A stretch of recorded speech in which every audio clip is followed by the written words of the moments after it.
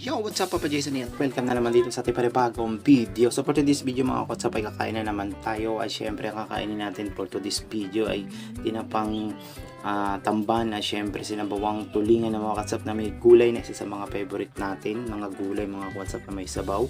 Perfect na perfect yung paggaling ka sa trabaho, pagod ka sa trabaho at gutom ka.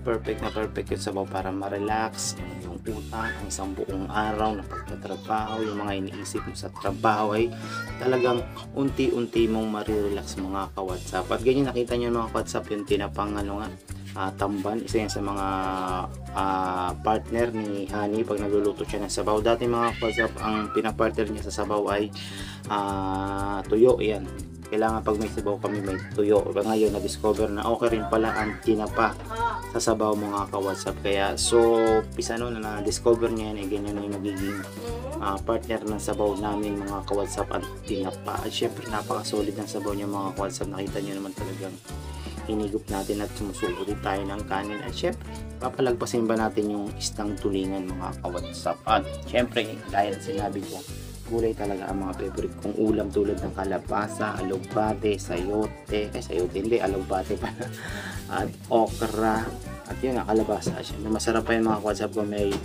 pang gabi ba yan para medyo may pagka lapot-lapot yung atong sabaw, pero goods na rin yan mga kawatsap, napaka solid na rin yan at ilang bahaw na rin or bagong lutong kanin na mabubungkag natin dyan mga kawatsap. Ayan, nakita nyo yung kalabasa, ayan no? Yan mga kawatsap, napaka-solid na, napakasarap. Kaya shout out kay Honey yan. Talagang pag sinabi ko magulay tayo kasi yun ang kaya ng budget natin. So ayun mga kawatsap, so kain na yan. Kung bakain kumain, tala kain tayo mga kawatsap. At sana meron din kayong kinakain din habang pinapanood nyo itong aking vlog. At syempre habang ako pinapanood ko ito, habang nagbo-voice over ako dito ay nagugutom na rin ako mga kawatsap.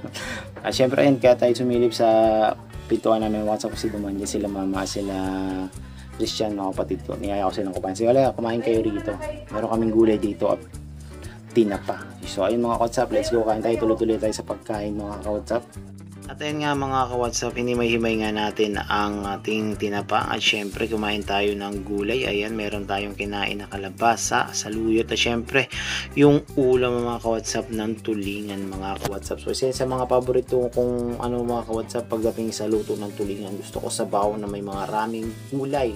Hanggat maaari maraming gulay mga kawatsap. Kaya nakita nyo naman ganadong tayo kumain. At syempre konting kanin lang yan mga kawatsap. At syempre pumapak na natin yung mga ulam na yan mga kawatsap. So ayan, humigop tayo ng sabaw kasi nakaka-relax yan sabaw mga kawatsap. Alam nyo naman pag humigop ka ng sabaw, para kang lahat ng pagod sa buong araw ng trabaho ay parang napapawi. Sana all. Ayan, hinigop na natin mga kawatsap. So ayan, maraming salamat sa inyo lahat mga kawatsap. At huwag nyo kalimutan mag-like, mag-comment at mag-subscribe. Thank you and stay safe always, Papa Jason.